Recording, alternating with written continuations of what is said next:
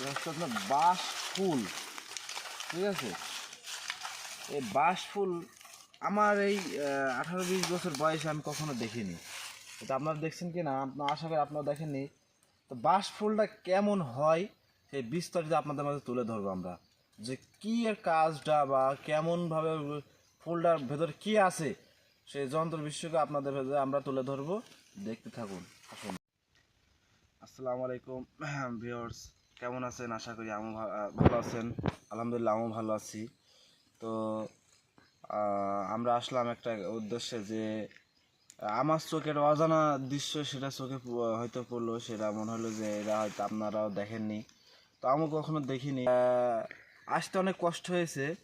তো পাহাড়ের নিচে আর কি এই যে মানে জিনিসটা আছে, আমরা অবশ্যই যাব আর কি। আমি ওখানে কাছেই আছি।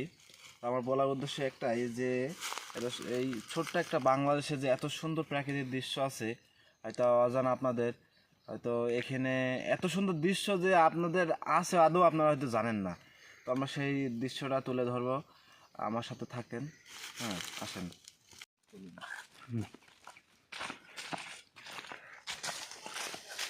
আমরা এখন দর্শক গহীন পাহাড়ের জঙ্গলের নিচে যাচ্ছি।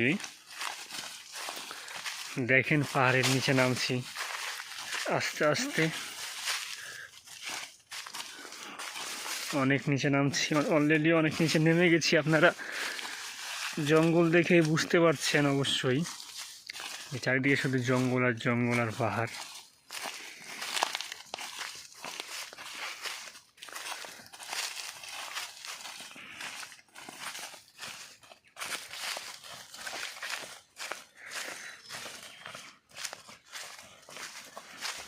হচ্ছে এটা হচ্ছে আপনার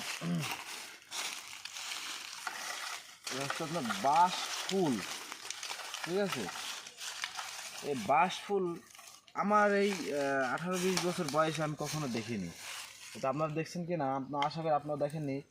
তো বাঁশ ফুলটা কেমন হয় সেই বিস্তারিত আপনাদের মাঝে তুলে ধরবো আমরা, যে কী এর কাজটা বা কেমনভাবে ফুলটার ভেতর কি আছে সেই যন্ত্র বিশ্বকে আপনাদের ভেতরে আমরা তুলে ধরবো। দেখতে থাকুন, আসুন। এর হচ্ছে পাহাড়ি বাঁশ ফুল গাছ, ঠিক আছে। এটা ফুল, হ্যাঁ। এখন আমি একটা ফুল ছেড়বো, ঠিক আছে। মেহেদি ভাই ফুল একটা ছিললাম, ওকে। হ্যাঁ, এই যে ফুলটা ছিললাম আমি। আর এই তো আপনার এটা বলি না, কয়েকটা সুন্দর, কিন্তু সবই হয়নি। হ্যাঁ, কিন্তু দেখেন সবই কিন্তু হয়নি। সবই কিন্তু কয়েকটা ধরছে।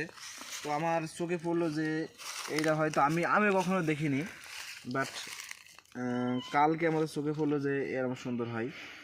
তো দেখতে থাকুন।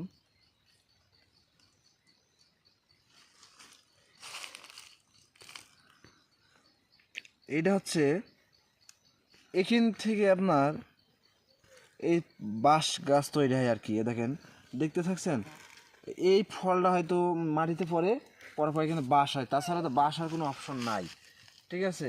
এর ভেতর থেকে বাঁশ তৈরি হয়, বাঁশ আর কি সংগ্রহ হয়, তারপরে বাঁশ রোপণ হয়। আসলে বাঁশ ফুলটাও, গাছটা দেখেন, গাছটা কিন্তু বেশি বড় না, ঠিক আছে। গাছ হচ্ছে আপনার একটুকু না, আল্লাহর কি একটা অশেষ নিয়ামত। দেখেন যে এইটুকু না ছোটো গাছ থেকেই আপনার আর কি বাঁশ ফুল তৈরি হয়েছে। তো আসতে থাকুন, আমার আরেকটা কয়েকটা দেখাই। অনেক সুন্দর, কিন্তু দেখেন, দেখছেন কত সুন্দর, মানে কত সুন্দর এগুলো ঝরে পড়ছে, দেখছেন। আর শুকাই গিয়েছে, এর কার্যকারী শেষ হয়ে গেছে, এটা আপনার ঝরে পড়ছে। আর এটা আছে, এটা ঝরে, এটা পড়বে, এটা পড়বে আপনার ফল হয়ে আর কি। এই দেখেন সব ফল হয়ে গেছে, এর ভেতর থেকে দেখেন সব ফল হয়ে এখান থেকে তৈরি হবে, চারা তৈরি হবে, চারাটা পড়ার পরে তৈরি হবে।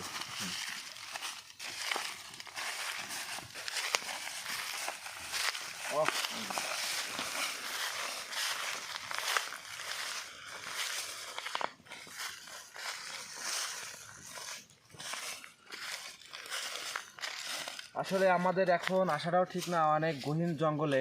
মেরে দেখেন গহীন জঙ্গলে আমরা এখানে এসেছি। আসলে এই জায়গাটা আমাদের মানে আমরা যা আসছি এটা আমাদের নিরাপদ না, বাট আসছি শুধু একটা আপনাদের দেখানোর জন্য। এখানে অনেক আপনার এখান থেকে আমার ক্যাম্পে যেতে হলে নিম্ন আপনার 30 মিনিট সময় লাগবে আর কি, এতটা গহীন আমরা এখানে এসেছি। এসে আসার পরে দেখেন এই জায়গাটা গাছ কিন্তু নাই, বাট এখান থেকে শুরু হয়েছে এই একই সেই ফুল। দেখছেন কত সুন্দর একটা, দেখেন আল্লাহর নিয়ামত সৃষ্টির সেরা। দেখছেন কত সুন্দরভাবে এই জিনিসটা তৈরি হয়েছে। আশা করি পাহাড়ে যে এত সুন্দর মানে ফুল তৈরি হয়েছে আমি আদৌ জানি না।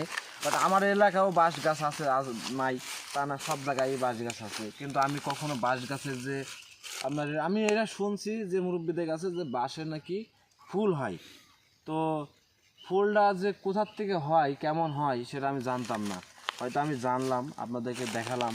তো আমি আশা করি আরও অনেক সুন্দর সুন্দর হচ্ছে ভিডিও আপনাদের মাঝে তুলে ধরবো আমরা, আপডেট যে এখানে পাহাড়ে কী কী দৃশ্য আছে।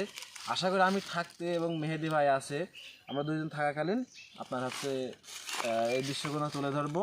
ইনশাল্লাহ ভালো থাকবেন, সুস্থ থাকবেন এই কামনা করে। আসলে রোজা রমজান মাস, ঠিক আছে, এই কষ্ট করে আপনাদের মাঝে আসলাম, ইফতারের সময় হয়ে গেছে, তবু এখন হেঁটে যাওয়া লাগবে, তারপর ইফতার করতে হবে।